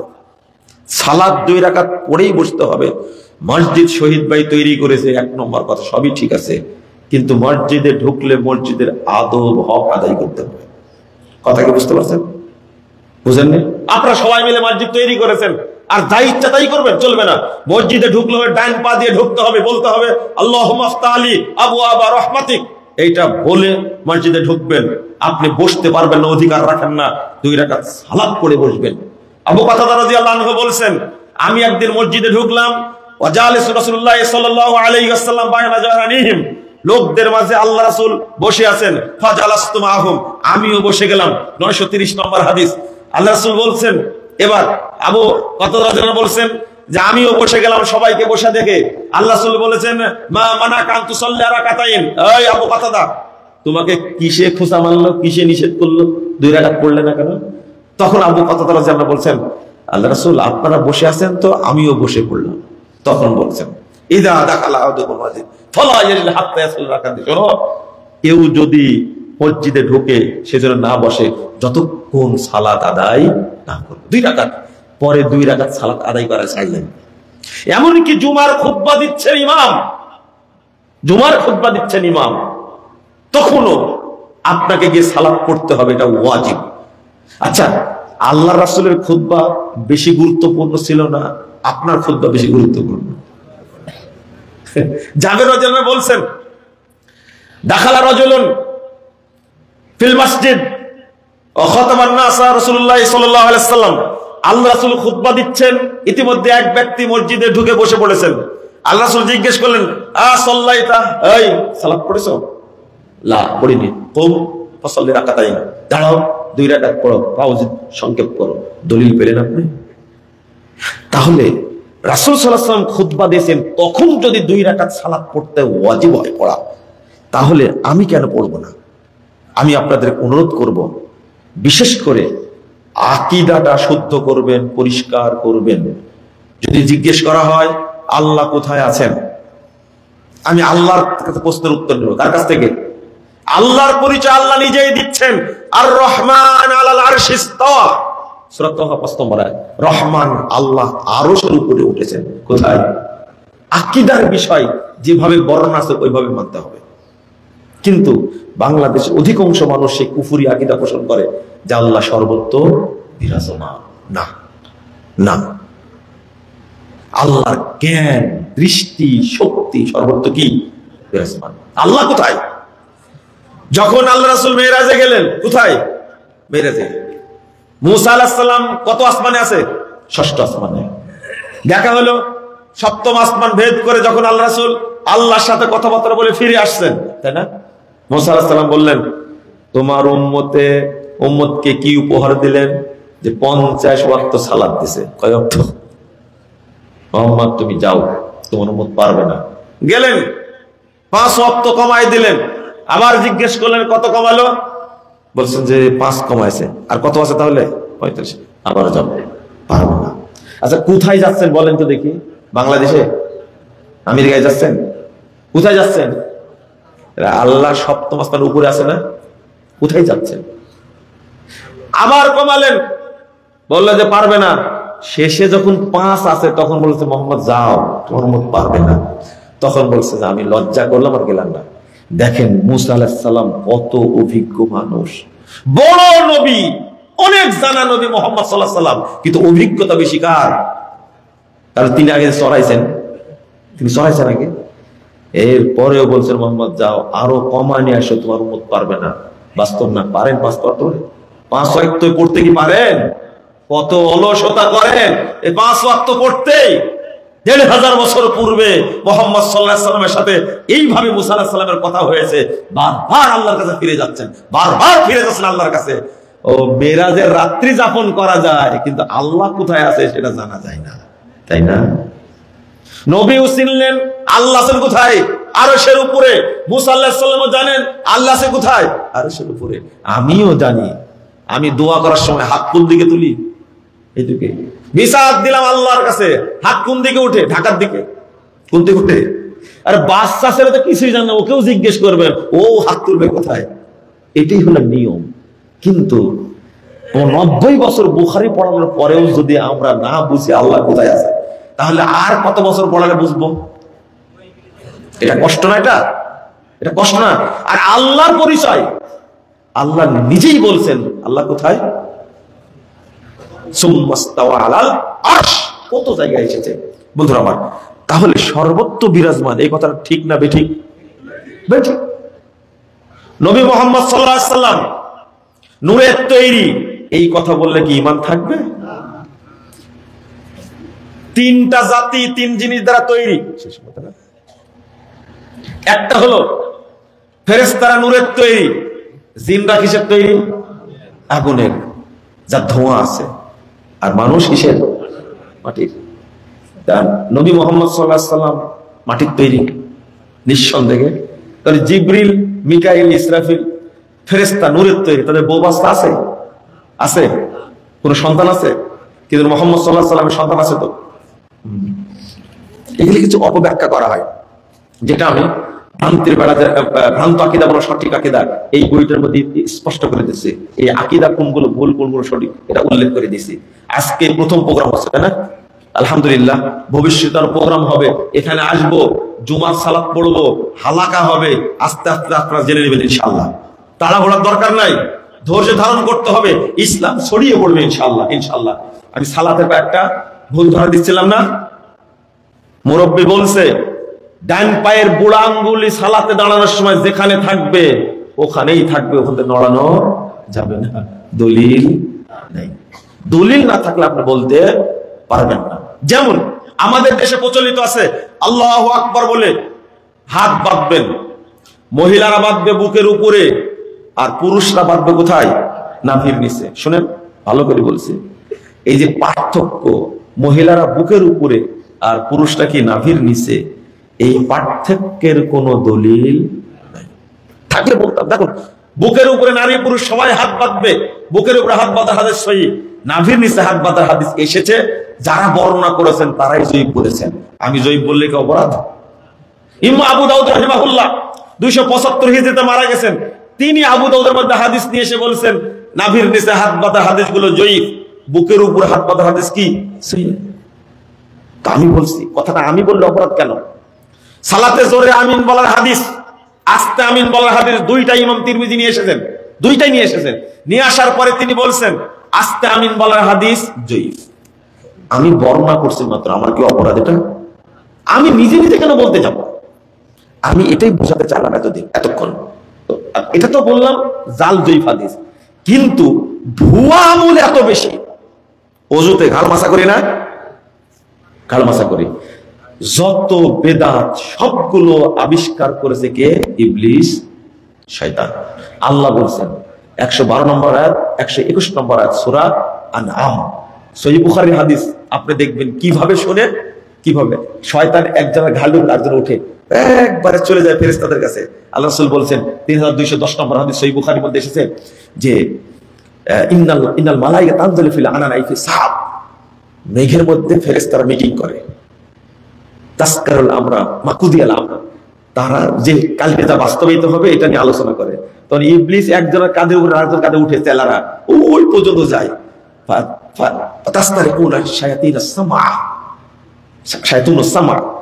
শয়তান তার কথাগুলো শুনে নেয়। মানুষের মধ্যে যারা আছে নিযুক্ত তাদের কাছে ওহী করে। লা হাওলা ওয়ালা কুওয়াতা ইল্লা বিল্লাহ। আল্লাহ রাসূল বলেছেন ফায়াকযিবুনা মাহা মিয়াতা কাযবাতিন, শুনে একটা আর এর সাথে আরো 100টা যোগ করে, তাহলে কয়টা হলো? কয়টা হলো? 101টা। 101টার মধ্যে সত্য কয়টা, মিথ্যা কয়টা? একটা সত্য আর 100টা মিথ্যা। এই 100টা মিথ্যা কি? এই 100টা মিথ্যা কি? এইটাই হলো বিদআত। আর ইবলিস মানুষের উপরে 7টি কর্মসূচি পালন করে। কয়টি? 1 নম্বর হলো ইবলিস কুফরি করায়, আর 2 নম্বর হলো বিদআত করায়। আমি বাকিগুলো বললাম না, সংক্ষেপ করে দিলাম আলোচনা এখান থেকে। তবে আমি শেষে দোয়া করছি আল্লাহ রাব্বুল আলামিন যেন আমাদেরকে হেদায়েত দান করেন, বলেন আমিন। এই অঞ্চলের যত মানুষ আছে আল্লাহ রাব্বুল আলামিন যেন তাদেরকে হেদায়েত দান করেন, আমিন। ঈমান একটা গুরুত্বপূর্ণ বিষয়, হেদায়েত গুরুত্বপূর্ণ বিষয়। এইটা মানুষ পেলে তার মতো শ্রেষ্ঠ আর কিছু থাকতে পারে না। যেহেতু টাইম সংক্ষিপ্ত, আমি শেষ করে দিন, ঘন্টাখানেক মনে হয়েছে। অনেক প্রশ্ন করেছেন আপনারা, প্রশ্নের উত্তর দেব? আচ্ছা শুনেন, আমি হিন্দু বাড়ি বিয়ের দাওয়াত খেতে যে হিন্দু ব্যক্তির দ্বারা জবাই করা পশুর গোশত খাওয়ানো হয়েছে, আমাকে গোপন করে বিষয়টা আমি পরে জেনেছি, আমার করণীয় কি? কোনো করণীয় নেই, যেহেতু আপনাকে গোপনে খাওয়াইছে, যেহেতু আপনার ঈমান আছে, আপনি তওবা করবেন, আল্লাহ মাফ করে দেবেন ইনশাআল্লাহ। যারা মাখরাজ ও তাসবিহ সঠিক করে কোরআন পড়তে পারে না, তারা যদি কোরআন পড়ে তাহলে কি এতে গুনাহ হবে? একজন বক্তা বলেছেন কোরআন পড়তেই হবে, তাহলে এখন করণীয় কি? কোরআন পড়তেই হবে মানে পড়া শিখতেই হবে, শিখতেই হবে। কারণ কোরআন না পড়া জানলে কবরে প্রশ্নের উত্তর দেওয়া যাবে না। এখন শিখবেন, শিখতে গিয়ে যদি মাখরাজে সমস্যা হয় আপনি ডবল নেকি পাবেন, ডবল নেকি পাবেন। আর যারা কোরআন পড়ে নরমালি ভুল তেলাওয়াত করে মাখরাজ অনুযায়ী করে না, তাদের পাপ হবে। কিন্তু যদি অর্থ চেঞ্জ হয়ে যায় তাহলে কি হবে? পাপ হবে। এই জন্য কোরআনটা শুদ্ধ করে পড়ার চেষ্টা করতে হবে। আজ থেকে শুরু করেন আপনারা যে কোরআন আমি শিখবো, তারপরে মারা যাব। তবে আপনাদের বলছি, এই যে প্রশ্নগুলো করেছেন আগেই বলছি, আমরা প্রশ্নোত্তরের উপরে 2টা গ্রন্থ বের করেছি, 2টা খণ্ড, যার মধ্যে 2630টা প্রশ্ন আছে। কয়টা? 2630টা। এই প্রশ্ন আমার মনে হয় না যে আপনারা নতুন কোনো প্রশ্ন করেছেন। এর মধ্যে সব প্রশ্নের উত্তর আমরা দিয়েছি। আপনারা বইটা সংগ্রহ করবেন ইনশাআল্লাহ। আমার পাশের মসজিদে কি লিখছে, আসর ফজর দেরিতে হয়, এখন আমি কি করব? জি, যদি এইটা হয়, ওই পিছনে পিছনে পিছনে দিবে দিবে দিবে। আপনারা শুনেন, যদি দূরে হয়, কোথায়? যদি দূরে হয় তাহলে আপনার প্রশ্ন একটা আপনি করছেন, আমি কিন্তু এটা বলে এই আপনারা এটা দিয়ে বদ্ধ করেন, তার প্রশ্নের উত্তরগুলো দিয়ে আগে। এখন না, এখন না, তোমরা ছেড়ে দিলে কেন? এখন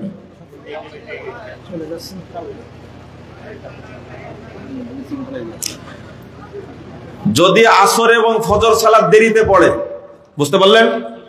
হাদিস হলো আপনি একাকী আওয়াল ওয়াক্তে পড়ে নেবেন, এটা হলো কি শরীয়ত। আপনি এই একাকী পড়লেই জামাতের নেকি পাবেন। যেটা পরে পড়ছে জামাতের সাথে, আব্দুল্লাহ ইবনে মাসউদ রাদিয়াল্লাহু আনহু তাকে জামাতি বলেননি, ওটাকে মৃত্যু সালাত বলেছেন। কি বলেছেন? মৃত্যু সালাত বলেছেন। এটা আপনি কেন করতে গেলেন? আপনি একাকী পড়ে নেবেন, আর ওইটা নফল সালাত আপনার জন্য যদি পড়েন পরবর্তীতে। সিজদারত অবস্থায় কি গা চুল কোনোভাবে পা উঁচু করে, গা চুল কানা, তাই না? না, সেজদায় গিয়ে পা উঁচু করা যাবে না। 2 পা এইভাবে পাশাপাশি রাখতে হবে, মিলিয়ে রাখতে হবে। আর গা চুল কালাবেন না, অযথা গা চুল কাঁদতে যাবে না। প্রয়োজন হলে চুল কামেন, কোনো সমস্যা নেই। জহর আসর সালাতে ইমামের পিছনে কি সূরা ফাতিহা পড়বে কি অন্য সূরা পড়তে হবে? ভালো করে লিখবেন। জি, জহর আসর সালাতে মুক্তাদিউ সূরা ফাতিহার সাথে অন্য সূরা পড়বে। জহর আসর সালাতে প্রথম 2 রাকাতে মুক্তাদিউ সূরা ফাতিহার সাথে অন্য 2 সূরা পড়বে। তবে মাগরিব, ইশা, ফজর এই 3 সালাতে মুক্তাদি শুধু সূরা ফাতিহা পড়বে। জহরের নামাজ কত রাকাত পড়তে হবে? যদি 12 রাকাত তাহলে কিভাবে পড়তে হবে? জহরের সালাত ফরজ হলো 4 রাকাত। ফরজ কয় রাকাত? 4 রাকাত। পূর্বে 4 রাকাত সুন্নাত, আপনি একসঙ্গে পড়তে পারেন, 2 রাকাত করে পড়তে পারেন। পরে 2 রাকাত সুন্নাত পড়বেন, তারপরে আরো 2 রাকাত নফল পড়া যেতে পারে, হাদিস সহিহ। মাগরিবের নামাজে জামাত শেষ বৈঠকে আমার প্রথম রাকাত, আমার কি তাশাহুদ পড়তে হবে? যখন ইমাম তাশাহুদ পড়বে তখন আপনিও তাশাহুদ পড়বেন, এটা নিয়ম। আর আপনার প্রথম রাকাতটি আপনার রাকাত, ইমামের যে রাকাতে হোক না কেন, মানে ইমামের সাথে কি আপনি 1 রাকাত পেয়েছেন, এটা আপনার প্রথম রাকাত। তাহলে এর সাথে আর 1 রাকাত মিলাই আপনি তাশাহুদ পড়বেন, বুঝতে পারছেন? তারপরে আপনি 1 রাকাত পড়বেন। নামাজের শেষে 2 হাত তুলে মুনাজাত করতে মন চায়, শুনেছি ফরজ নামাজে মুনাজাত করা যাবে না। যাবে না। ফরজ সালাতের পরে, ঈদের পরে, জানাজার পরে এই মুনাজাত করার দলিল খুঁজে পাওয়া যায় না। আর বড় বড় আলেম এটাকে বলেছেন বেদাত। আপনারা এমনিতেই একাকে হাত তুলে দোয়া করতে পারবেন যে কোনো সময়। চাইলে যদি মনে করেন আমি ফরজ সালাতের পরে একাকি করবেন, করেন, কোনো সমস্যা নাই। কিন্তু দলবদ্ধভাবে হাত তুলে দোয়া করার দলিল নেই। ফজরের নামাজে সময় ঘুম না ভাঙ্গায় 7টা 8টা হয়ে যায়, সময় কি নামাজ পড়া যাবে? আমি আগে প্রশ্ন করব, আপনি ঘুম থেকে উঠতে পারলেন না কেন? 7-8টা বেজে যায় কেন? হারাম, হারাম, হারাম, নাউজুবিল্লাহ, এই কাজটা করা যাবে না। আপনাকে অবশ্যই অবশ্যই অবশ্যই পড়তেই হবে। ফজর সালাত ফজরের টাইমে পড়তে হবে, প্রতিদিন হবে কেন? আপনি আগেই শুয়ে যাবেন, 10:30 11টায় শুয়ে যাবেন, অবশ্যই উঠতে পারবেন আপনি। যদি একান্তই কোনো কারণে অসুস্থ উঠতে না পারে তাহলে তখনই পড়ে নেবেন। তামাক, বেড়ি, জর্দা, গুল খাওয়া কতটুকু জায়েজ? জায়েজ, এগুলো হারাম। হারাম না, বিক্রি করা যাবে না, হারাম। শাবান মাসের 15 তারিখে শবে বরাতের রাতে কি গোরস্থানে? না, যাওয়া যাবে না। 15 তারিখের রাত্রিতে ইবাদত করা সম্পর্কে কয়েকটা জাল হাদিস আসছে, এইটা আমল করা যাবে না। আর ওই রাত্রিতে তাও কবরস্থানে গিয়ে ইবাদত করে, এটা আরো জঘন্য, খারাপ। এটা হলো শিরক আকবার। দুইজন পাপিষ্ঠ ব্যক্তি, একজন পৃথিবী সৃষ্টির শুরুতে, অপরজন কিয়ামতের সন্নিকটে মারা গেছে, উভয়ের কবরের আযাব কিভাবে সমন্বয় হবে? আপনি কি জানেন যে আপনি মরার পরে কতদিন থাকবেন? দুইজনের সমন্বয় কি হবে? এটা আল্লাহ খুব ভালো জানেন। কবর যদি শাস্তি দেওয়া হয় তাহলে আল্লাহ বিচার না করেই কি শাস্তি দিবেন? এটাই তো আল্লাহর বিচার। কবরে যে শাস্তি দিবেন এটা আল্লাহরই বিচার। কবরে মুনকার নাকিরের সওয়াল জবাব সম্পর্কে পবিত্র কোরআনে কোন সূরা বা আয়াত আছে? জানতে চাই। যে আছে, আপনি বুঝতে পারছি আপনার বিশ্বাস নাই যে কবরে আযাব হবে কিনা, তাই না? কবরের আযাব হবে।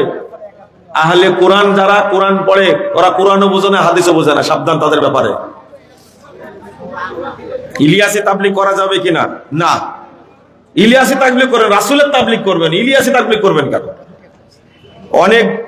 অনেকে দোয়া করতে পারে না, সেক্ষেত্রে তাদের নিয়ে সম্মিলিত মুনাজাত করা যাবে কি? পারে না কেন? কবরে গিয়ে যখন প্রশ্নের উত্তর দিবে তখন কি আপনি থাকবেন সাথে? হুজুর থাকবে? তখন পারবেন কি করে? এটা একটা বেদাতকে জায়েজ করার কৌশল, বেদাতকে জায়েজ করার কৌশল এটা। আহলে হাদিস মসজিদে নাম লেখা যাবে কি? মসজিদে আহলে হাদিস নাম লেখাটা ফরজ। ফরজ কারণ হলো 2 দিন পরে দখল করে নেবেন আপনি। এই বাংলাদেশে আহলে হাদিসদের উপরে কত অত্যাচার হয় জানেন না আপনি? এই যে বর্তমানে একটা ছেলে জোরে আমিন বলেছে, একজন মুসল্লি মসজিদে গিয়ে সালাত পড়ছে, মুসল্লিরা ধরে ছেলেটাকে পিটাইছে। চিন্তা করেন, এই লোক তো সন্ত্রাসী না, ধর্ষক না, খুনি না, মদখোর না, মসজিদে সালাত পড়তে 16-17 বছর একটা বাচ্চা তার উপরে পিটাইছে শুধু আমিন বলার কারণে। এই জন্য তো আহলে হাদিস মসজিদে লেখা লাগে, বড় করে লিখবেন, একবারে খোদাই করে লিখবেন, আহলে হাদিস জামে মসজিদ লিখবেন সুন্দর করে। এটা লেখা ফরজ। বহু মসজিদ দখল করেছে, দলিলে না থাকার কারণে বহু মসজিদ দখল করে নিছে। আর একটু শরম লজ্জার তো ব্যাপার আছে, তাই না? আহলে হাদিসদের জায়গা, আহলে হাদিসদের অর্থ, মসজিদ তারা তৈরি করেছে, আপনারা দখল করা জায়েজ করলেন কি করি আপনারা? এটা জায়েজ? এটা একটা সন্ত্রাসী কারবার না? রাত 12টার পরে ইশার সালাত হবে কি? জি,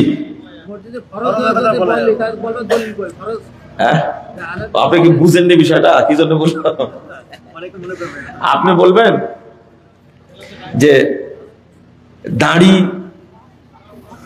রাখা সুন্নাত না ওয়াজিব না? আমি কি জবাব দিই জানেন? দাড়ি রাখা ফরজ। মানে গুরুত্বের আলোকে বলছি কথা, এমন গুরুত্বপূর্ণ এটা ফরজ। পৃথিবীর কোন নবী দাড়িবিহীন ছিলেন না, কোন নবী দাড়ি ছেটেছেন কেটেছেন কোন প্রমাণ নাই। তা আমরা তো কি নবীর অনুসারী, তাই না? আমরা ছাড়বো কেন? এই জন্য বললাম যে গুরুত্ব বিবেচনায় আহলে হাদিস জামে মসজিদ কথাটা লিখতে হবে। আপনি আজকে আছেন, আজকে টের পাচ্ছেন না, 2 দিন পরে টেরটা ঠিকই পাবেন। আজকে একটু বলি তাহলে, এই যে ঢাকা বনানী ক্যান্টনমেন্ট আছে না, কতগুলো আহলে হাদিস মসজিদ ধ্বংস হয়েছে জানেন আপনি? এই ক্যান্টনমেন্ট করতে যায়। বনানীতে কয়টা মসজিদ ছিল সব ইতিহাস আছে। আজকে পূর্বাচল শহর হচ্ছে, সব আহলে হাদিস বড় বড় মসজিদকে ভেঙে দেওয়া হচ্ছে। এরকম কষ্ট লাগে, হারিয়ে দিয়েছে মসজিদগুলো। তবে উপকার হচ্ছে, আহলে হাদিস ভাইয়েরা বিভিন্ন জায়গায় যখন মসজিদ তৈরি করছে, এটা তো ভালো একটা দিক, তাই না? কোন জুমার খতিব খুতবার কি লিখছে? চালাওয়ান উভয় শেখ সাদের কবিতা পড়ে, সেখানে জুমার সালাত পড়া যায়? শেখ সাদের কবিতা পড়লে নামাজ পড়া যাবে, কোনো সমস্যা নাই, কিন্তু কবিতাটা শিরিক বিদআত পূর্ণ কিনা যেমন বালাগাল উলা বিকামালিহি কাশাফাত দুজা বিজামালিহি, এই দরুদটা পড়া ঠিক না, কারণ এই আকীদাগত ঠিক না।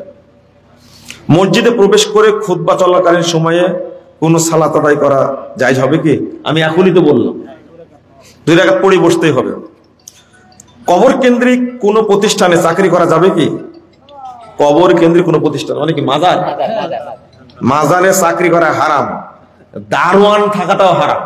মাজার পাহারা দিতে হবে কেন? বাংলাদেশে মাজার থাকবে না এক সময় ইনশাআল্লাহ। 5 আগস্টের চলবে না, মাজার ভিত্তিক মাদ্রাসা কেন? কিছুই থাকবে না ওখানে। কোন মসজিদে মাদ্রাসায় টাকা পয়সা দেওয়া যাবে না, যেখানে শিরিক হয় বিদআত হয়। পাগলা মসজিদে যত নিষেধ করে তত টাকা দেয়, এবার টাকা বেশি পাইছে, 8 কোটি 3 মাসে 8 কোটি। 5 আগস্টের আগে কেউ বলতে পারতো না মুজিবের মূর্তি ভাঙতে হবে, কিন্তু 5 আগস্টের পরে কি করলেন আপনারা? এখন বলা যাচ্ছে না মাজার ভেঙে দেব, কিন্তু বাংলাদেশের সন্তানরা এই ছেলেগুলো একদিন মাজারকে ভেঙে চুরমার করে দেবে ইনশাআল্লাহ। কিচ্ছু থাকবে না, কিচ্ছু থাকবে না। মাজার তৈরি করতে কয় টাকা লাগছে? পদ্মা সেতু 2 পারে 2 মূর্তি তৈরি করতে 117 কোটি টাকা খরচ করেছে, তাই ভেঙে চুরমার করে দিয়েছে। আপনারাও দোয়া করতে থাকেন, আল্লাহ তুমি দেশটাকে মাজার মুক্ত করো। সৌদি আরবে মাজার আছে একটাও নেই, কুয়েতে আছে একটাও নাই, তারা খাঁটি মুসলমান। আমার দেশে মাজার লাগবে কেন? সব ভেঙে দিতে হবে। সহি আকীদার মসজিদ থাকতে বেদাতি মসজিদে সালাত আদায় করা যাবে কি? কেন আপনি যাবেন বেদাতি মসজিদে? যারা বিশ্বাস করে আল্লাহ সর্বত্র বিরাজমান তাদের ভিতরে নামাজ হবে না, নামাজ বাতিল। যারা বিশ্বাস করে আল্লাহ নিরাকার তাদের পিছনে সালাত হবে না। যারা পীরের মুরিদ তাদের পিছনে সালাত হবে না। যারা তাবিজের ব্যবসা করে তাদের পিছনে সালাত হবে না। যারা বিশ্বাস করে নবী এখনো মরেনি তাদের পিছনে সালাত হবে না। তারপরে জানেন কি জন্য?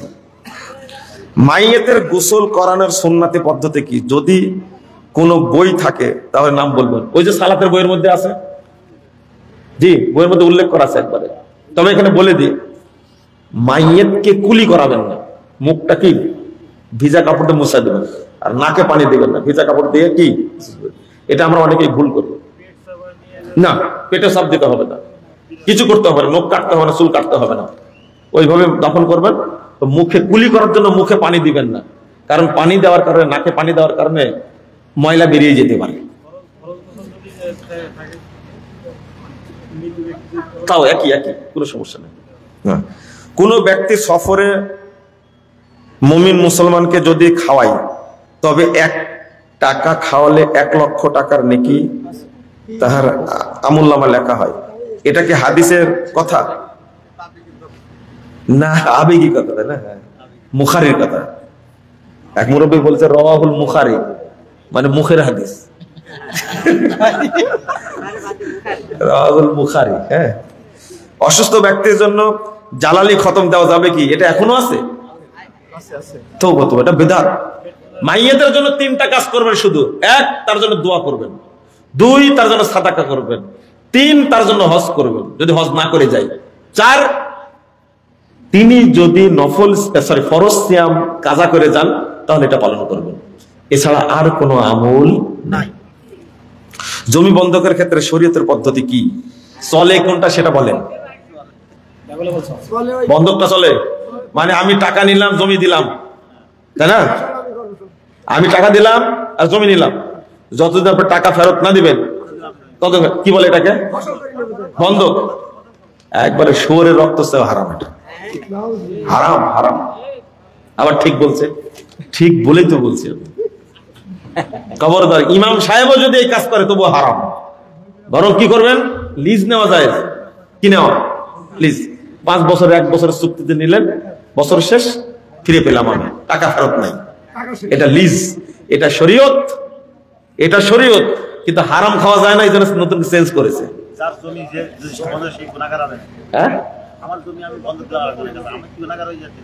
দুইজনে গুনাহগার বলেন কি? আপনি বেশি গুনাহগার। আস্তাগফিরুল্লাহ। লিজটা নেন না, আপনার কি সমস্যা? ওটা সুদ, এই জন্য তো বেশি লাগবে। জান্নাত লাগবে না, জান্নাত লাগবে না, জাহান্নাম লাগবে। কোরআন তেলাওয়াত শেষে কি বলতে হবে? কোরআন তেলাওয়াত শেষে বলতে হবে সুবহানাকা আল্লাহুম্মা বিহামদিক আশহাদু আল্লা ইলাহা ইল্লা আনতা আস্তাগফিরুকা ওয়া আতুবু ইলাইকা। এটা হাদিস। সাদাকাল্লাহুল আযীম, সাদাকাল্লাহুল আযীম বললে কোরআন তেলাওয়াতের নেকি বাতিল হয়ে যাবে, কারণ এটা বিদআত। আপনি একটা কথা আজকে শুনে রাখেন, সবাই তো শুনছে, 80 বছর বয়সে আমল করতে করতে এই আমলের মধ্যে একটা বিদআত থেকে গেছে। কয়টা? 80 বছরের কোনো ইবাদত আপনার কবুল হবে না, মনে রাখবেন। শুধু একটা, হয় সালাতের ক্ষেত্রে একটা আছে, না হলে সিয়ামের ক্ষেত্রে, হজ্জের ক্ষেত্রে একটা বেদাত যদি থেকে যায় 80 বছরের মধ্যে, একটা বেদাত, 80 বছরের কোন আমল কবুল হবে না, কোন আমল কবুল হবে না। না জেনে থাকলে কেন?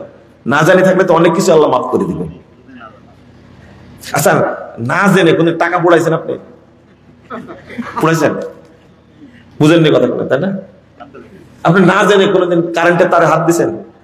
দেননি কোনোদিন, তাই না? সব জেনেই করেন। শুধু শরীয়তের ব্যাপারে বললে কি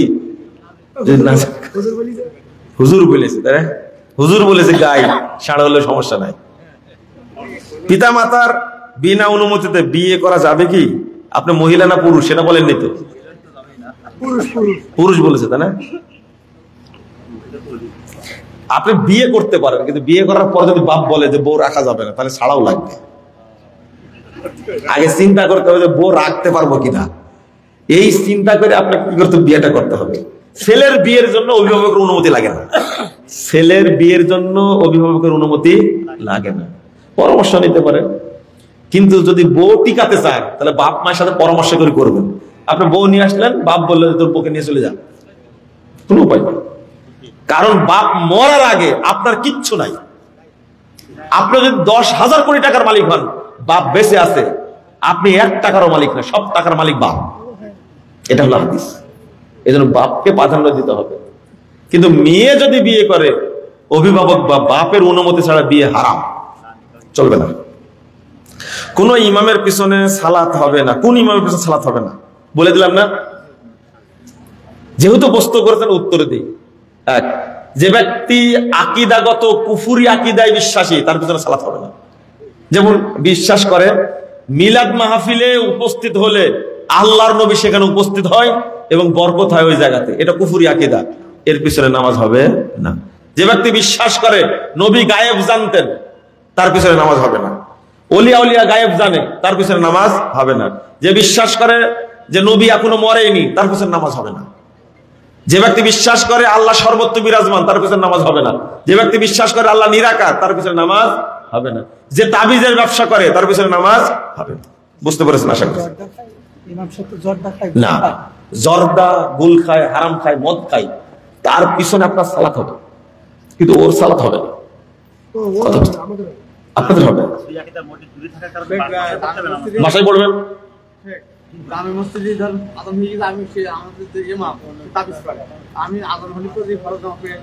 ঠিক আছে, ঠিক আছে, এটাই ঠিক করেছেন। একজন থাকবে।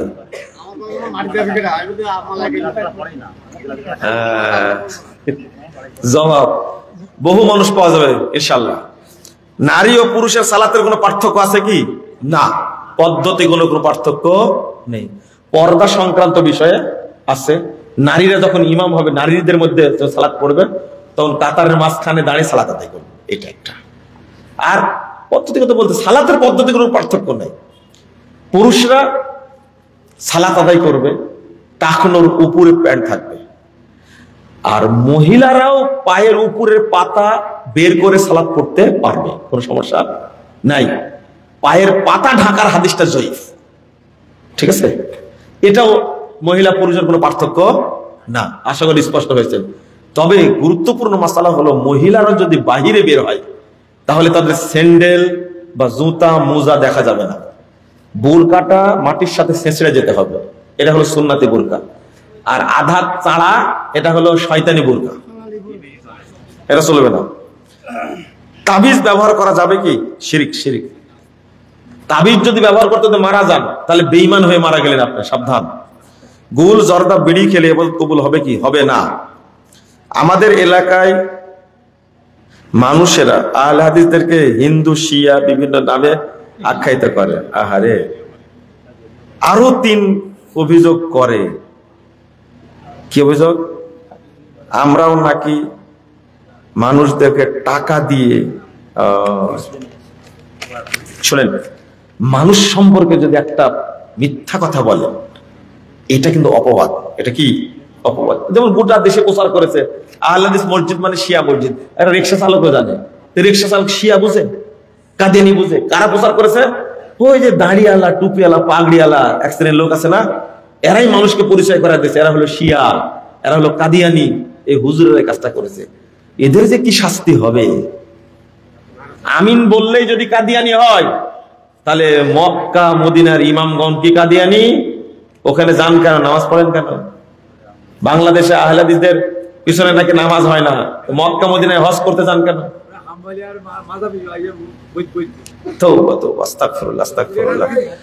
এটা আপনাদের কৌশল। এই কৌশল বাদ দেন, বরং একটু মৃত্যুর ভয় করেন যে কবরের হিসাব হবে, আল্লাহর সামনে দাঁড়াতে হবে, তখন আমার কি বিচার হবে। বাংলাদেশের এক শ্রেণীর আলেম নামের কলঙ্ক জাহেল, তারাই সমস্ত মিথ্যাচার করে থাকে। আল্লাহ তাদেরকে হেদায়েত দান করেন। পরে বললাম যে ইশার সালাত 12টা না, ফজরের আগ পর্যন্ত, ফজরের টাইম হওয়ার আগ পর্যন্ত টাইম থাকে, বুঝতে পারলেন? তবে এত দীর্ঘ করা যাবে না। 12টা বাজাবেন কেন? আপনি এখন 9:30 মধ্যে সালাত পড়ে নেবেন, সর্বোচ্চ 9টা, সর্বোচ্চ 9:30 সর্বোচ্চ। এর পিছনে দেরি করবেন না। দেরি করা বলতে কি 5 ঘন্টা? না না, এটা বলতে ভুল হয়েছে, একটু ঢিলা করা। ও জহরটা, জহরের সালাতের টাইম হয়েছে আজকে কয়টায়? 11:50। কয়টায় পড়েছেন? কয়টায়? 1টায়। কেন পড়লেন? কেউ 1:30টায় পড়েছে, তাই না? ওয়াক্ত হওয়ার পরে 15-20 মিনিটের মধ্যে সালাত পড়ে নিতে হবে। চালু করে দেবেন এখানে ইনশাআল্লাহ। এটা ধৈর্য ধারণ করে চালু করে দেবেন ইনশাআল্লাহ। রাইট টাইমে আজান হবে। ওয়াক্ত দেওয়া আছে। যে মাযহাবী ভাইদের যে মসজিদ আছে না, ওই মসজিদের ওয়াক্তের সাথে আর আমাদের মসজিদের চার্ট যেটা টাইমে কিন্তু ঠিক আছে। জহরের টাইম ঠিক আছে, টাইম অনুযায়ী দেয় না। কেন? আপনাকে বললাম স্পষ্ট, আপনি 11:50 আজান দিবেন, 12:10 গিয়ে 15-তে গিয়ে সালাত পড়ে নেবেন, জামাত পড়ে নেবেন। দেরি করে সালাত পড়া ঠিক না। বিশেষ করে আসর এবং ফজরকে বাংলাদেশে মেরে ফেলে দেওয়া হয়েছে, তাই না? জহরকে মেরে ফেলে দেওয়া হয়েছে, এটা ঠিক না। আল্লাহ যেন আমাদের বুঝার তৌফিক দান করেন, আমিন। জি, আমার সাথে সালাত পড়েছে একসঙ্গে। জি, বুকে হাত বেঁধে। জাযাকুমুল্লাহ খায়রান। আপনারা দোয়া পড়ে নেন, সুবহানাকা আল্লাহুম্মা ওয়া বিহামদিকা আশহাদু আল্লা ইলাহা ইল্লা আনতা আস্তাগফিরুকা ওয়া আতুবু ইলাইকা। ওয়াসসালামু আলাইকুম ওয়া রাহমাতুল্লাহি ওয়া বারাকাতুহু।